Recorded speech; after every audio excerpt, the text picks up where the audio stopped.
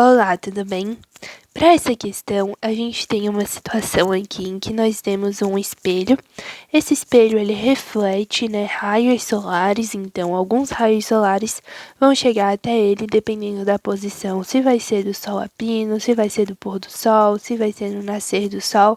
E à medida que esses raios chegam, né, na forma que eles chegam, então a gente consegue determinar aí uma reflexão, e essa reflexão tem que atingir a torre central, porque atingindo a torre central, essa reflexão vai ser capaz, né, de gerar aí a energia para essa usina. Então a gente tem que achar o ângulo que acontece, né, essa incidência e essa reflexão, para que seja possível esse raio atingir certinho a torre central. Primeira informação que a gente tem é o 30 graus aqui. Uma coisa muito importante que a gente tem que entender, que pode confundir bastante nessa questão, é que a gente tem ali uma medida vertical, né, que é responsável pelo sol a pino, que ela tá dessa forma. Mas os raios de luz, eles não serão refletidos, né, em relação a essa reta, mas sim em relação à reta normal do espelho. Os ângulos que a gente coloca são sempre relacionados à reta normal. E como que acontece a reta normal? A reta normal, ela vai fazer 90 graus com o espelho, e por isso ela vai ser essa reta laranjinha aqui que eu desenhei para você. Então, todo ângulo de incidência em relação ao ângulo de de reflexão, vai acontecer em relação a essa reta normal. Então, a gente pode começar descobrindo o ângulo. A primeira informação que a gente tem é que a distância aqui, né, de onde vai começar essa torre até o espelho é de 20 metros. E a altura também é de 20 metros. Então, aqui nós temos uma reta horizontal, em que eu tenho 20 metros e 20 metros. Meu desenho não ficou muito proporcional, mas a distância é a mesma, tá bem? Então, aqui fica 20 metros de cateto, né? Considerando esse ângulo aqui, de cateto e de cateto. Por quê? Por que eu tô falando de um triângulo retângulo? Porque aqui eu com certeza vou ter 90 graus. Afinal, toda reta vertical como horizontal forma 90 graus. E aqui eu tenho um raio refletido que vem desde o centro do espelho até a torre. Então, forma um grande triângulo retângulo. E os triângulos retângulos que têm dois lados iguais são os triângulos isósceles, que também têm dois ângulos iguais. Então, se esse ângulo é de 90, esse aqui é de 45 e esse aqui é de 45. Então, o ângulo que o raio refletido forma com a reta horizontal é de 45 graus. Aí agora a gente pode pensar no teorema lá da matemática que fala de uma reta transversal, que é essa reta inclinadinha, cortando duas retas paralelas, as paralelas e transversais. A gente diz que os ângulos opostos são iguais.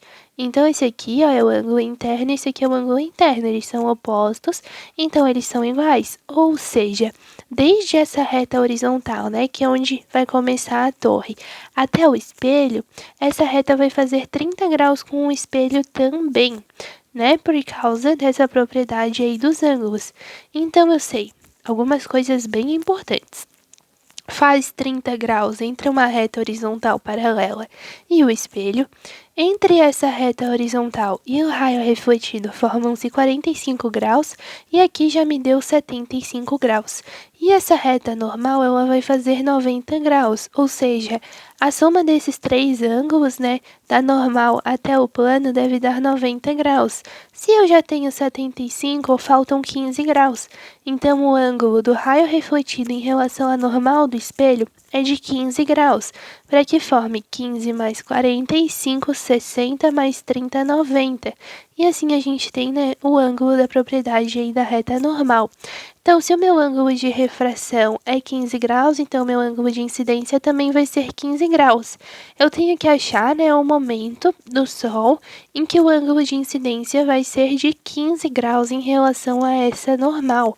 Para isso, né, para poder fazer essa comparação, a gente tem que saber qual vai ser o ângulo de incidência do Sol a pino. Os desenhos, eles não estão em escala, tá? Então, não compare pelos desenhos, por favor.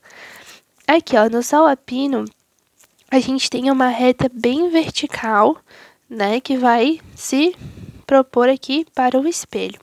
Então, aqui eu tenho 30 graus, essa reta é completamente vertical, então ela vai fazer 90 graus com a horizontal e vai sobrar 60 graus aqui. Então, aqui eu tenho 60 graus. Eu sei que eu vou ter que fazer 180 graus aqui, né? Afinal, todo ângulo que é uma reta, que é esse ângulozinho aqui, é 180 graus. Então, aqui eu já sei que eu tenho 60 graus, porque é pelo triângulo, né? Formação de triângulo.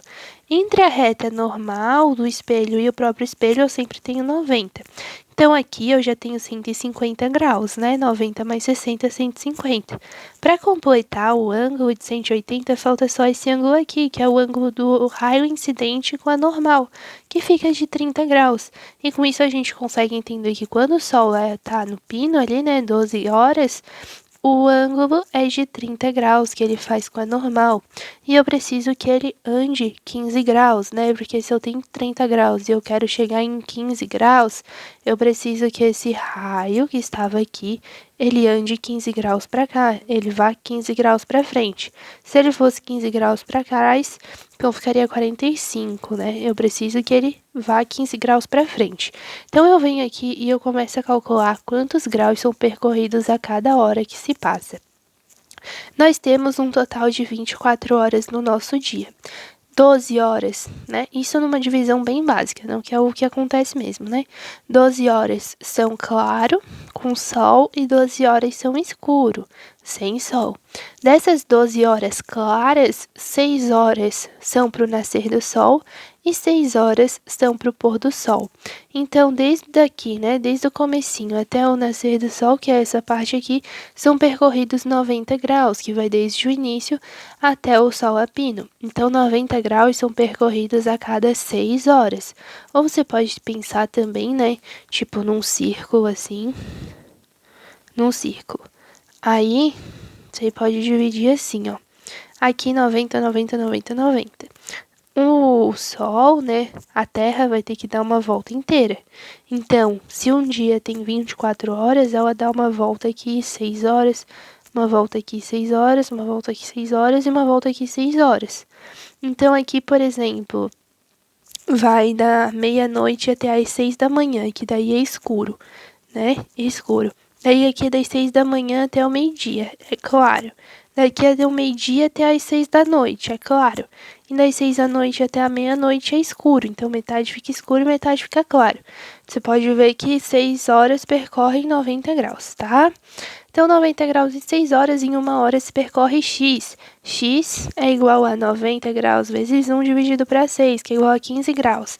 Então, a cada hora se percorrem 15 graus. Se eu quero vir para frente, né, porque eu quero diminuir aqui o meu ângulo em 15 graus, então eu já vou estar entrando no pôr do sol. Quando a gente entra no pôr do sol, então é porque já avançou, né, do meio-dia. Então, o horário fica meio-dia, mais uma hora é igual a 13 horas. O desenho não ficou escala, repito, né? Não é essa escala que parece que esse ângulo aqui é maior, mas se você se orientar pelos números, dá certinho, tá bem?